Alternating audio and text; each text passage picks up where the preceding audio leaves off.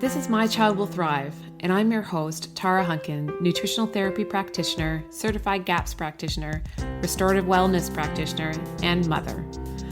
I'm thrilled to share with you the latest information, tips, resources, and tools to help you on the path to recovery for your child with ADHD, autism, sensory processing disorder, or learning disabilities.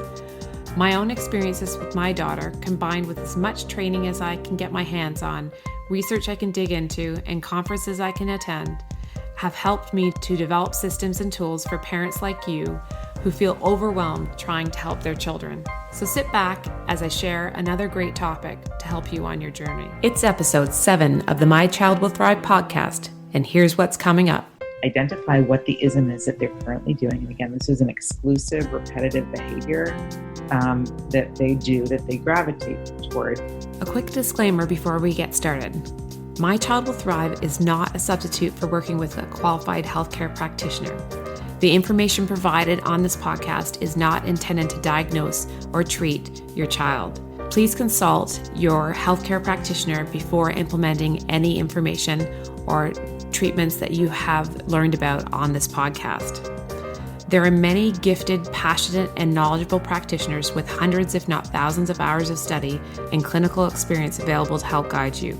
Part of our goal is to give you the knowledge and tools you need to effectively advocate for your child so that you don't blindly implement each new treatment that comes along. No one knows your child better than you. No one knows your child's history like you do or can better judge what is normal or abnormal for your child. The greatest success in recovery comes from the parent being informed and asking the right questions and making the best decisions for their child in coordination with a team of qualified practitioners in different areas of specialty. Now on with the show. Okay, so welcome back, everybody. Today I have the great pleasure of introducing you to Susan Levin. She's a certified bioindividual nutrition consultant and a parent to 2 special needs kids, one who has now lost his autism diagnosis. Susan, I'm really happy to have you here today, and I would love for you to start by telling us how you describe the recovery of your son, what recovered means to you.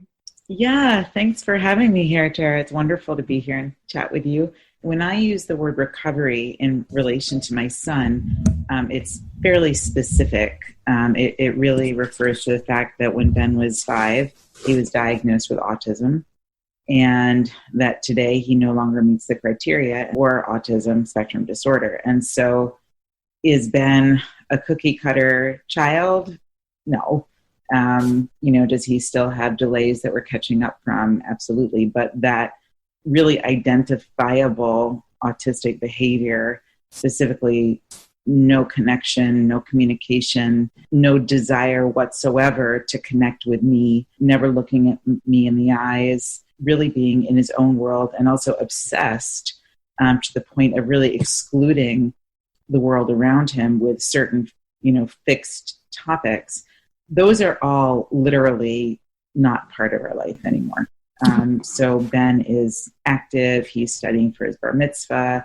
He's, he's in middle school. He's texting, and he's having friendships, and he's on the track team and fighting with his sister and fighting with his dad, and that kind of great, awesome, normal family misery you go through when you have a child who's actually able to be with you. So that's how I think of the recovery. That's amazing. So with that in mind, maybe what you can do is talk to us a little bit about where you started with Ben and how you came to find things that worked for your child.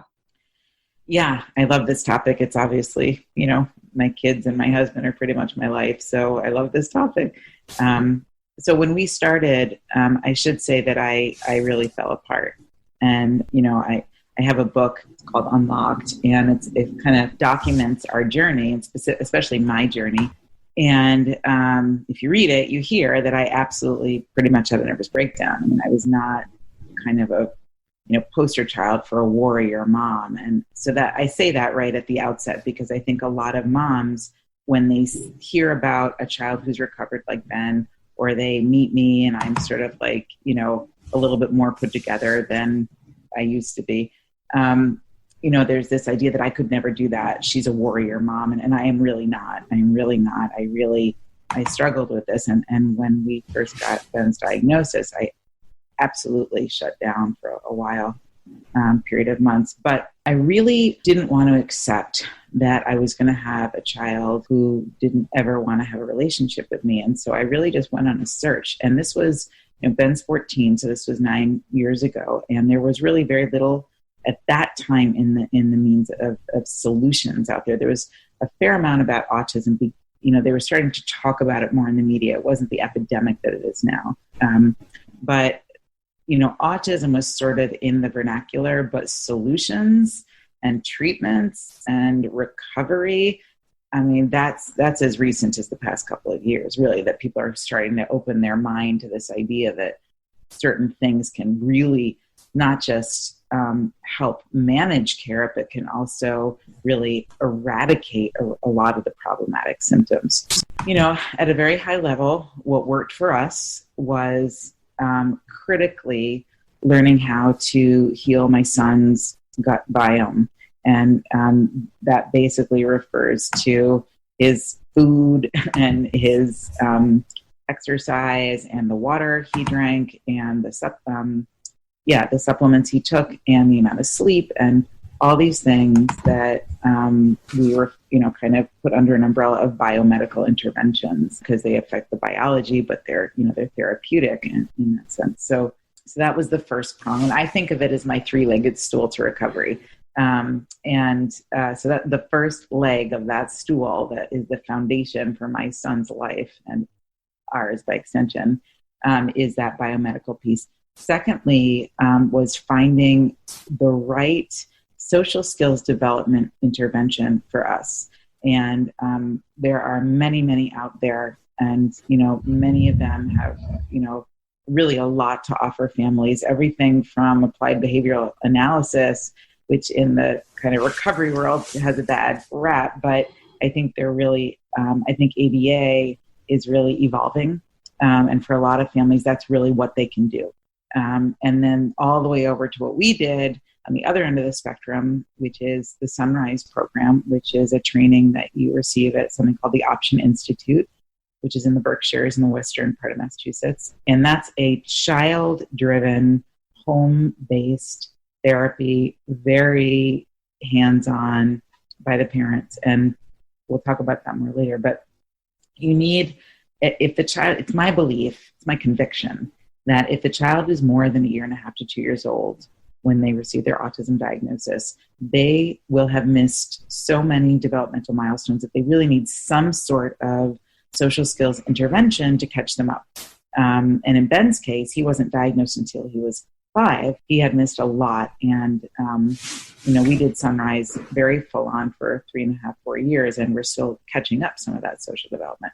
But we're catching up. I mean, it's very clear we are catching up. So that's the second leg of that stool. And the third leg is the family system and understanding that the child is not the only one affected by the disorder, that it's an entire systemic impact on the family, and particularly on the primary caregiver. And 99% of the time that's going to be the mom.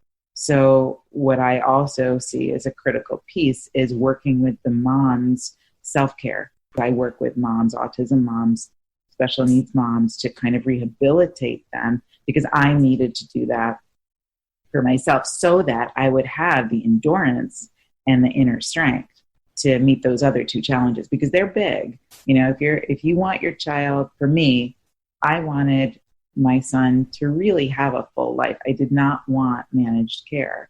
If it was at all possible for my son to have a really expansive, interactive, fulfilling, creative,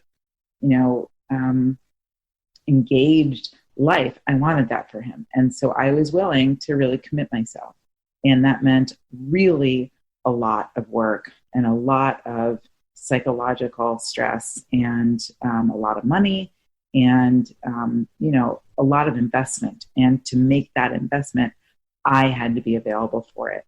And so that's the three-legged stool: the biomedical interventions, some sort of social skills development intervention, and then, understanding that everyone in the family needs to be kind of cared for as you go on the journey. Yeah, I really like that, Susan. It's a great way to describe the different aspects of it. And I couldn't agree with you more. I mean, so much of it in terms of the parents and most often the moms, but they miss that piece of self-care. And it really does take a toll on the family as a whole over time. And you don't want to be at the end of the journey with your child. And, you know, we're all very excited about the progress our kids make as we do these interventions. But if you burn yourself out partway through, you're not going to be able to finish the race. And you want your kids to have someone to come home to too, so that's healthy and can interact with them the way they have now learned to do. So I think that's fantastic that you're working in that area. So when it comes to the Sunrise program, I think a lot of people, I'm sure there are a number of people that are aware of it, but certainly not as many as those who have heard of ABA or worked in the ABA area, because that is typically the first intervention that's recommended to parents. So how did you come about to finding the Sunrise program and choosing it as the intervention for Ben? Well, we found Sunrise through a friend of ours who's she's Irish. Her name is Deirdre. And her cousin in Ireland was doing a Sunrise program with their son, Luke, who is a very comparable child in terms of the symptoms, the autistic symptoms that Ben had. And so she, right after Ben's diagnosis, she told me about the Sunrise program and that her cousins were doing this and they were getting, good results. And I absolutely remember this like it was yesterday. I said, Deirdre, I'm very busy having a nervous breakdown right now. So call me in 6 months and maybe I'll be open. I was really clear. I couldn't handle anything. I'm telling you, I wasn't wanting to get out of bed and I couldn't take in information at that point. But that's very typical. I think that we all go through that period where we're devastated. Yeah. It just doesn't, it's not easy. It's not easy. So I couldn't face anything. So, but about 6 months later, Deirdre called me back and said, Sue, you really got to try this because Luke is doing really well. Like he's actually making progress, and at that point I was, able, and I went on their website and I saw these testimonials about children who had actually, as Ben has now, had truly emerged from, very textbook disabling autism. Mm-hmm. And I remember watching these testimonials, and I'd never in my life heard that autism could be cured or treated or anything like that. I mean, you have autism, it's like you have it the rest of your life. That's all there is to it. Well, not so much for these families. So I remember I started crying. I got so excited. I was totally overwhelmed. And so now at that point, the reason that I was very open to it was that we had already tried ABA. As you said, ABA is the point of first point of entry for most families in terms of treatment. And, my understanding, it's funded, it's quantifiable, they're learning skills, relationships, not so quantifiable. Can you use a microphone? Can you go to the bathroom on your own? Can you shake somebody's hand? Those are really quantifiable. So, you can get that kind of reinforcement and it looks like they're getting somewhere so that, so the government funding comes in because it looks like they're getting results. But what happened for Ben was he learned some skills, but nothing else happened. Nothing else happened. I wasn't getting eye contact. I wasn't getting, hi, mommy. I wasn't getting really any progress in the autism. So I was still looking. And so when I saw the Sunrise thing, and again, this was, almost 10 years ago, there was not a lot in the news about, Jane Brody wasn't writing about, try this intervention, this was really it was hard to find stuff. And so when I saw this, something in me really resonated with the fact that they talk about it being a relational disorder, that it wasn't just about trying to manage it. It was really, wow, these kids were actually developing relationships. And I watched these kids and they were they just seemed, able to hold a conversation and they seemed happy and kind of normal, quote unquote. So that was how I found it. And that was how I decided. And it was mostly a gut thing, healing. And Sunrise requires a commitment. The rewards are tremendous, but it requires a commitment. And when I told my husband about the Sunrise program and what was involved, he was really none too pleased, and he let me know it. And that was a little scary, but I really did feel it. I really felt that hope there. And I think that was what I never felt hope with ABA, because they weren't telling me that Ben could actually heal. When I went on the Sunrise website, I think that's why I cried when I watched this, because I felt hopeful that maybe I could have a relationship with my son. No, it's pretty exciting when you see things like that. And I mean, that's, there are a number of different interventions that we learn about or read about and see those types of things. And we all often get really excited about that one thing. Obviously, the Sunrise program isn't a quick fix, so it's hard work, like a lot of the other programs that really do make a big difference. Well, what does it look like? So when you first went there you said you went to a center to learn about it. Is that the first step, is you have to go and learn how to work with your child? Yeah, it is. Let me break it down for you. So the Sunrise program can be administered in 3 different ways, depending on the family's capacities and interest. So there's the full-time Sunrise program, and then there's a part-time Sunrise program, and then there's what they call the Sunrise lifestyle.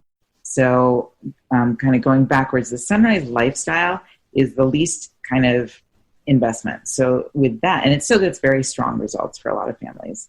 So that's basically taking the strategies and the techniques and applying them outside of an official kind of Sunrise program. And it's powerful, because one of the things that Sunrise really, the people at the Option Institute who created the Sunrise program, one of the things that they realized was this thing about family systems, and that the families needed to be treated as well as the child. It was different, and obviously it wasn't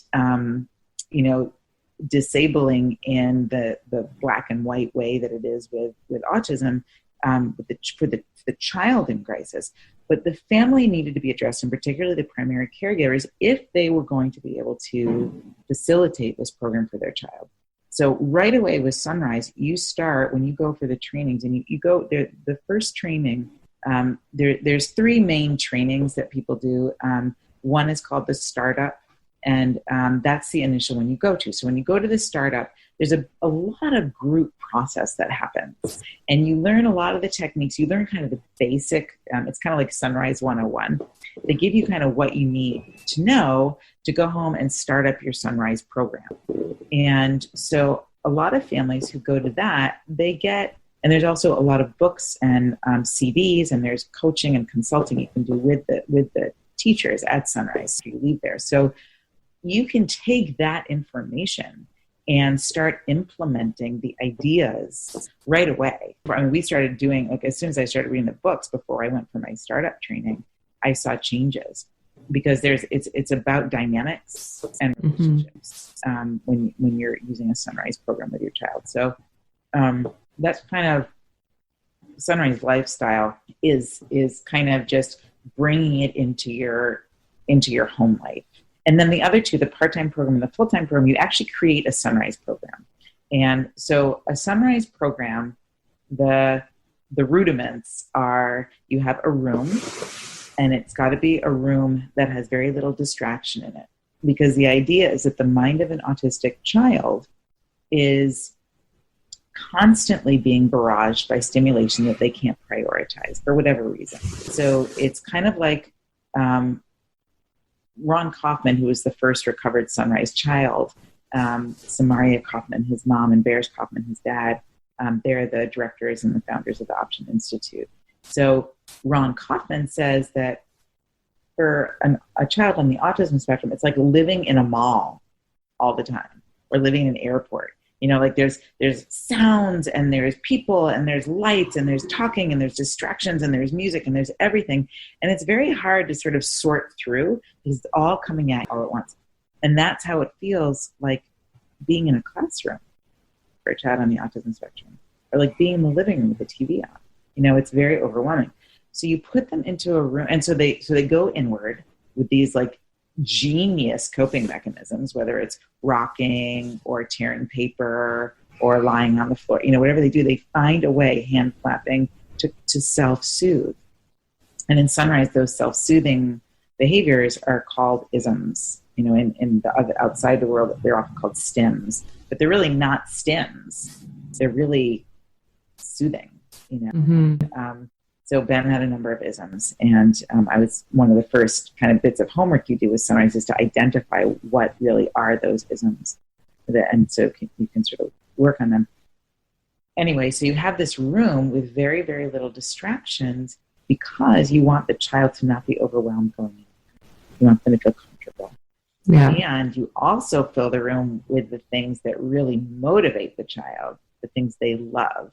So it's kind of like if I had a Sunrise playroom, it would be filled with like HBO shows and like awesome foods and probably like 1,000 books on nutrition and like, you know, I don't know, lots of really good novels and, you know, stuff to do with my husband. Like, you know, so you have to imagine that the mind of a child, what do they like? So the second bit of homework you do is to identify what motivates your child. So for most of these children, it's very simple because they have that obsessive fixation typically on one topic. That's often the case with children on the spectrum. So Ben's isms were really largely built around numbers, animals, and words. Yeah. Right. So we filled the room with we had an easel that was magnetic where you could put up letters on one side and numbers on the other. Like 1,000. At a different point in this program, we had like 1,000 Beanie Baby animals. Play games with those. So the idea is that they want to be in this room because it's not overwhelming and it's filled with everything yummy in the world to them. So you engage them and you spend time in the room. And there's a lot of different techniques. And whether you choose a full-time program the way we did, or whether you choose a part-time program the way many families do, and where we did a part-time program after Ben was back in school. You know, been in school for years. When he was ready to go back to school, we kept doing a part-time Sunrise program for a little while, and then we were able to phase that out, and he graduated his Sunrise program. That's amazing. But that decision is really up to the parents and what their capacities are. You know? Yeah. So part-time, full-time, Sunrise lifestyle, distraction-free environment, and you go for these trainings. And if you're doing a full-time or a part-time program, it's usually the case, I think. I mean, I'm not a Sunrise practitioner or an expert. I'm just a mom who's in a successful program. But my sense is that you'd want to do all three of the training programs. You're in this. You're really in this. So the first training is really introductory. It gives you the information you need to set up your Sunrise program and how to find volunteers to staff your program, how to run your meetings. You give these meetings every couple of weeks to talk to your staff and volunteers about what you're doing. And you just learn a lot of the kind of just starting out stuff. The second program is more of an internal deep dive for the parents to get clear on what might be blocking them from being present in the Sunrise experience with their kids, and that's really critical. And that's where my husband had a really big turnaround. He loves talking to autism dads because he had a huge turnaround. Third program is called New Frontiers, and that's about really honing in on the specific issues that your child has, the goals that you have for your child, and really learning how to actually move through and attain those skills and acquire those goals, meet those goals. And it's on the parents. So you don't have experts coming into your home and teaching your program. You go there, you learn, and you come back and you train your staff. So it's hard. It does sound like a lot to take on. So when you started, you said when you first started working with Ben, you even started to read the books. What types of changes did you see, or how did it work for you immediately?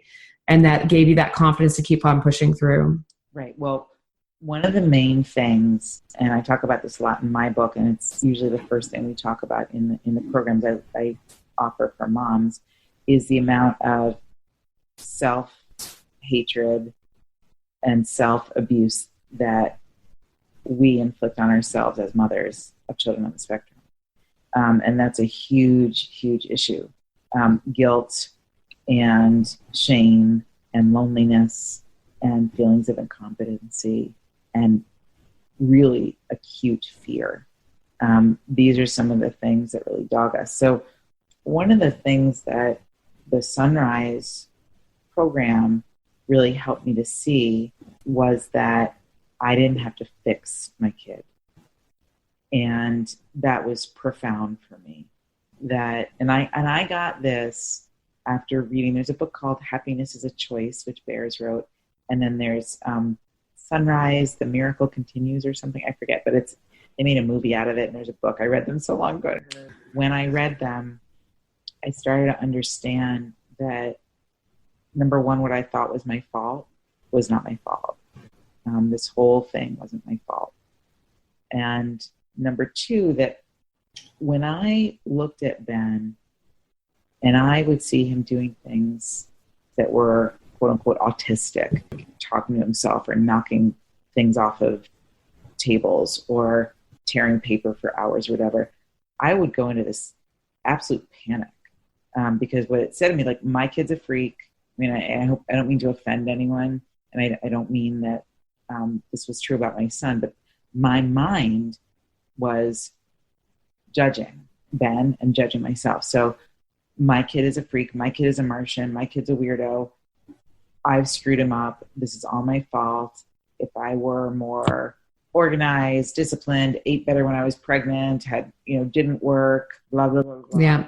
Then my child wouldn't have autism, and this is all my fault, and we have no future, and this is a living nightmare, and it's all my fault. And so then I would get angry at Ben, speak harshly to him, and then I would hate myself on a whole new level. Mm-hmm. Here's my child with autism, and I'm yelling at him, and I'm speaking harshly, and I'm feeling like, absolutely powerless and confused, and I don't know what to do. So when I read books, what they said was just celebrate the autism. And it sounds so weird, but celebrate everything they're doing, because on a certain level, everything that Ben was doing, I came to understand, was to take care of himself. Yeah. These self-soothing things were to self-soothe. It was genius. Mm-hmm. Life was too overwhelming. So he just found a way to kind of it was like behavioral Prozac without the side effects. So he just checked out. And then he just got to it, he just never checked back in again. So I was given permission to love my child instead of fearing him and his behaviors. I was given permission to love him and his behaviors and celebrate him and his behaviors. And as soon as I started doing that, I felt different. And I know that impacted him. I mean, honestly, before we really got in deep with the Sunrise program, I don't think that there was a whole lot of change inside of Ben or behaviorally, but there was a whole lot of change inside of me. I think that was incredibly important in terms of me being available to be able to then go into the Sunrise Playroom and not be bitter and freaked out, which I don't think would have been very effective. Yeah. Well, I mean, thank you. And that's why I think your story is so powerful, because I think that so many parents can relate to what you're saying. I mean, not everybody has the courage to say all these things out loud, because they fear being judged for having all those challenging feelings about the frustrations of dealing with the day-to-day issues with their kids. It's interesting to hear you say that the program started to heal you before it even healed him, which helped you serve him better. And that's a really powerful thing. Very hard for moms to believe that. Yeah. I mean, the only hook that I have to get moms into my self-care programs is that this will help your child. Yeah. Because I will do anything on earth, spend all my money, give all my time, do anything on earth to help my child. Mm-hmm. But to help myself, maybe tomorrow. It won't happen. So, but the fact is that I'm their foundation. Yeah. I really am. And this is true now. I mean, we don't have autism in our life anymore as a family. We have ADHD, we have anxiety. My daughter has anxiety. We have stuff. But we have a relatively normal family scene, and I still want to kill them, and I still judge them, and I still, and so I still have to, and I can directly correlate my investment in myself with my patience, my compassion, my, clarity, my non-reactiveness with them.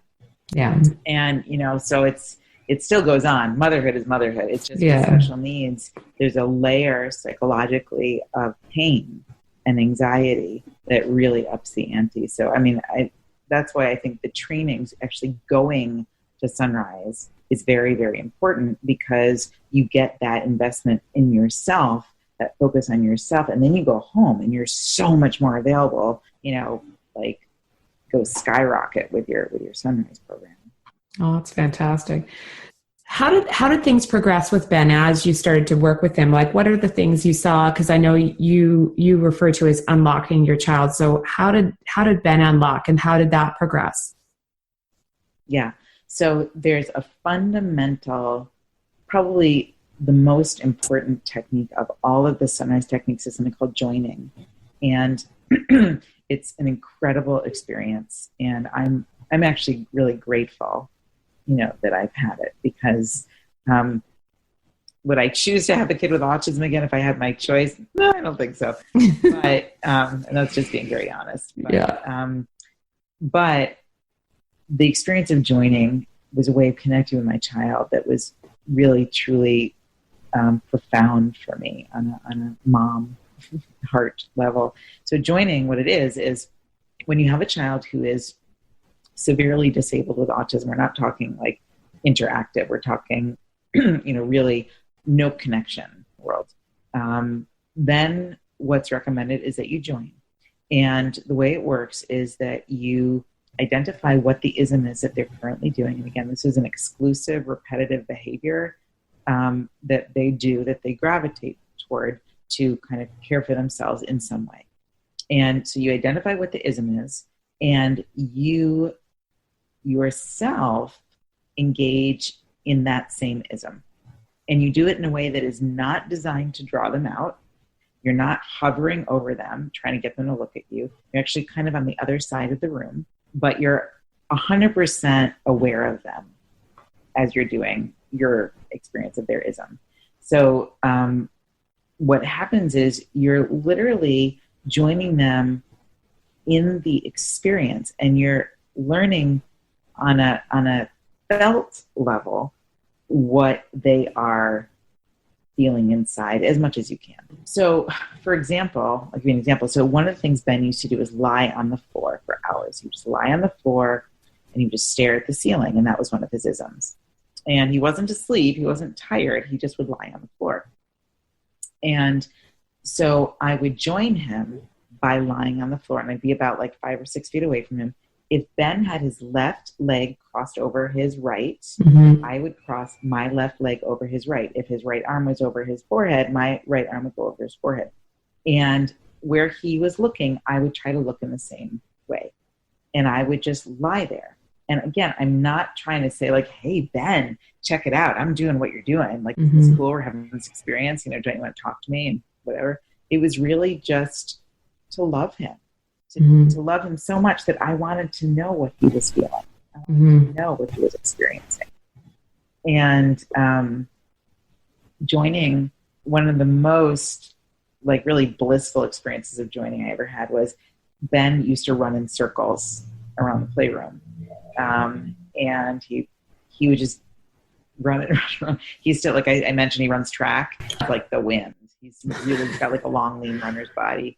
And so he would run around the room. Now, like I couldn't run around the room as many times as he did. I would get dizzy. But I would go behind him and I would just join in the experience. And so I would run around the room. And again, I always kept a distance from him. I didn't want him to feel like I was intruding in any way. It's like, you don't want to have that feeling like you're reading over someone's shoulder and being the name. You really just want to have the same experience and be with them. So you're running around, and we had gotten into this moment where we were going around and around and around and around. And honestly, Tara, I could have stayed there forever. I felt so in communion with my child. Like I really was just with him. And so it was really like kind of a beautiful spiritual, emotional experience for me. But the idea with joining is what they are receiving and what you have to have inside of you as you're joining is this total unconditional love, unconditional acceptance, totally they're in control. You're not trying to tell them to do anything, not directing them. You're not judging them at all. You're just totally with them. And so what Ben was receiving was this message from me and all the other people who were on our team was like, what you're doing is totally cool by us.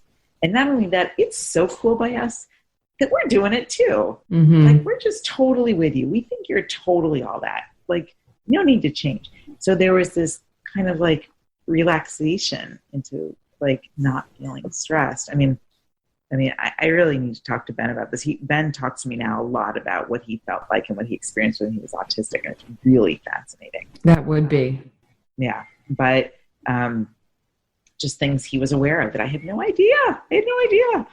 He was always aware, like a hawk. Amazing. I wish I would have sworn less, but you know, with the joining, what eventually happened, and this is the miracle of joining, and this is in the book, and I always talk about this because there's like this one moment where I was joining him with an ISM, and he, for the first time, literally looked at me, took me in, and you know, and like when a child in the Sunrise Playroom gives you any kind of contact, including eye contact, you celebrate them like you're like on 87, you know, hits of speed or whatever. Like, thank you for looking at me. I love that you looked at me. You know, and then, so like we had that first day, he looked at me once and I celebrated him, and then he like turned around, and that was all I got that day.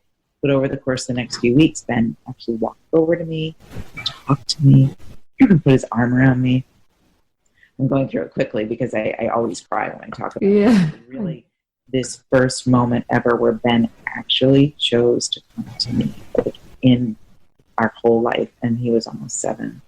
Wow! So it was a big deal. My husband's corollary story is when Ben was 8 was the first time that Ben told Sean, my husband, he loved him, and it was like, oh my God! I don't think any of us will ever get over those. No. So, but joining is powerful. So to answer your question, so we had those early months where we were just making contact, and it was hours and hours of joining. And that's why you have to be kind of grounded yourself. You really do. You can't sit there tearing paper for 3 hours and not want to put a gun in your mouth if you're not like kind of comfortable with yourself, or at least having a comfort enough that you can leave your own stuff outside the Sunrise Playroom.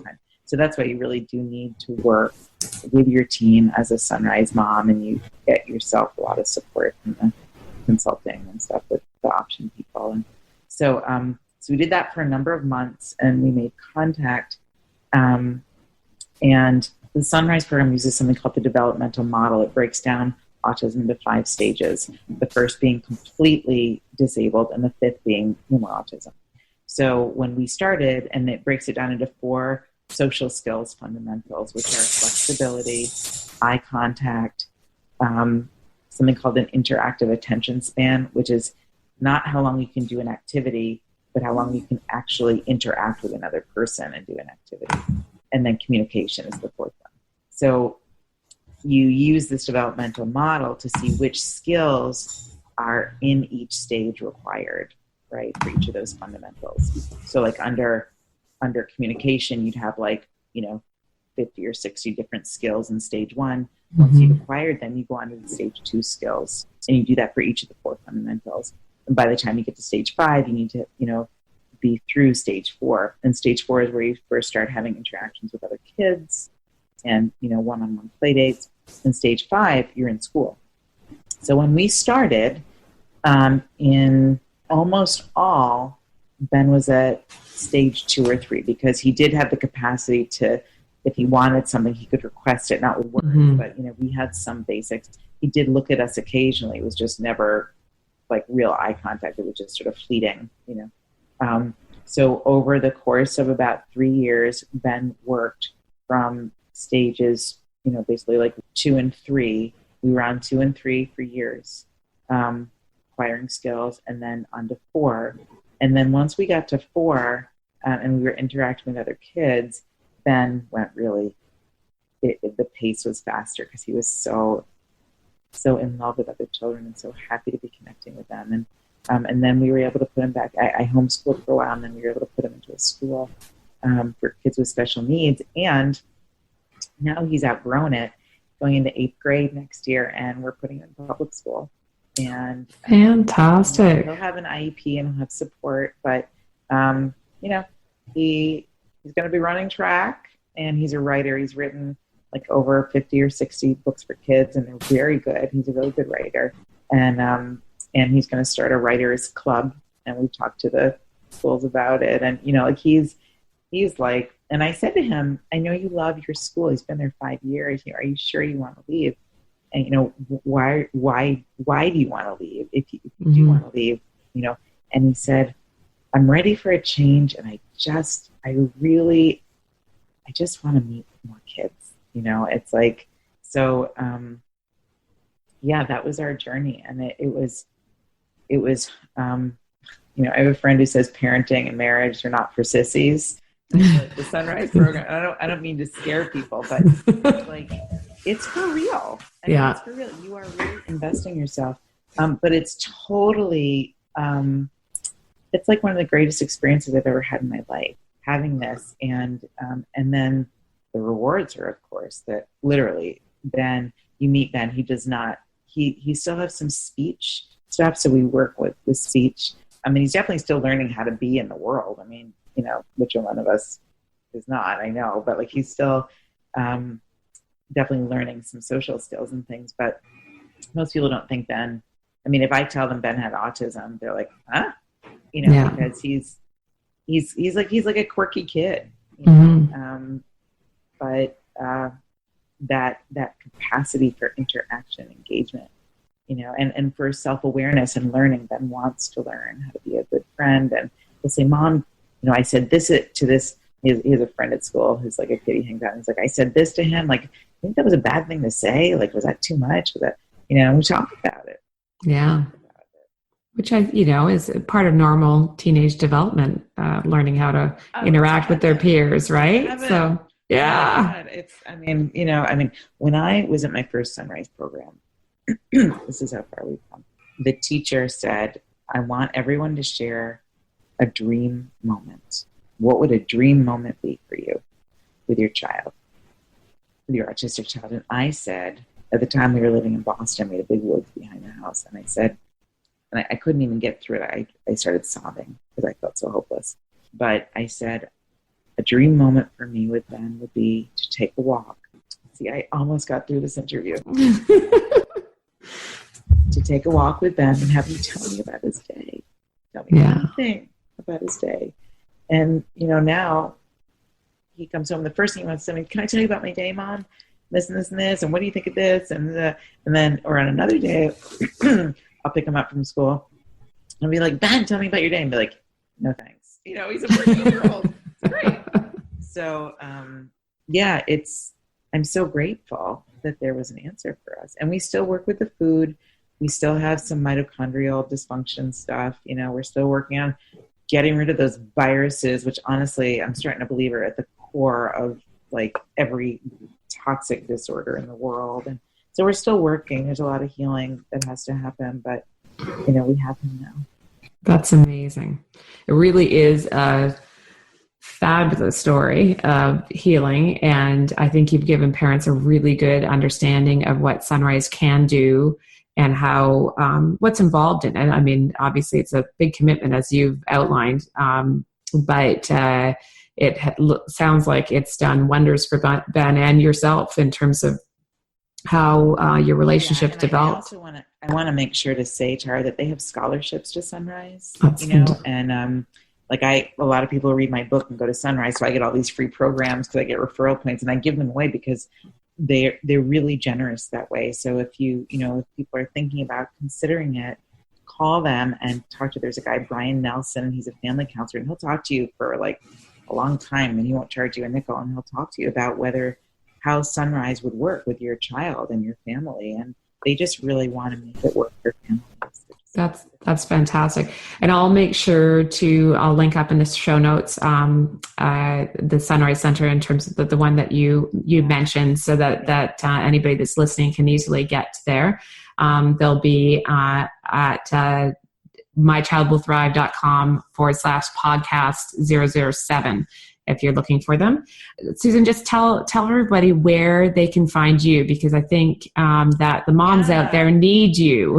Definitely. And I run programs for moms. I have my sort of like flagship program is called the Autism Moms Self-Care Workshop. It's a 5-week webinar once a week for 90 minutes with a whole bunch of other moms, and we learn my self-care system. And I price it very low. I want every mom to be able to do it, and if you can't afford it, just shoot me an email and we'll talk about how we can make it work, because I run it kind of ongoingly, So the way to reach me is you can email me directly. I love that. I love if you want to email me directly. That's Susan@unlockyourchild.com. Unlock Your Child is the name of my company. So Susan@unlockyourchild. And also I would love if anybody wants to go to the website, which is unlockyourchild.com, all one word. And there's a newsletter there, and you can sign up for that newsletter. And I do a lot of healing cooking, because I am a certified nutrition consultant, and I do clean healing cooking for kids. And I have a book coming out this fall called The Autism Kitchen, which is things like Pop-Tarts and brownies and pizza and like candy and stuff that kids actually want to eat, that is filled with anti-inflammatory healing ingredients and doesn't hurt them, heals them, but they actually want to. Perfect. And yeah, once that book comes out, we'll get you back on to chat about that, because that is a huge obstacle for us all. It's finding those great things that we can add in while we're getting our kids better, that they actually enjoy eating. I have to thank you, Susan, for spending time with us today. I really appreciate your time, and I love your story. I've loved it right from the first time I heard it. I'm so excited for Ben's high school adventure. Good luck with that. You'll have to come back on and tell us all about how that works out sometime soon. Thank you, Tara. Thanks so much for having me. So that's a wrap. Thanks for joining me this week on My Child Will Thrive. I'm so passionate about giving you the tools and information you need to help your child recover. And as they say, it takes a village, so join us in the My Child Will Thrive Village Facebook group, where you can meet like-minded parents and stay up to date on everything we have going on at My Child Will Thrive. This is Tara Hunkin, and I'll catch you on the next podcast or over at mychildwillthrive.com.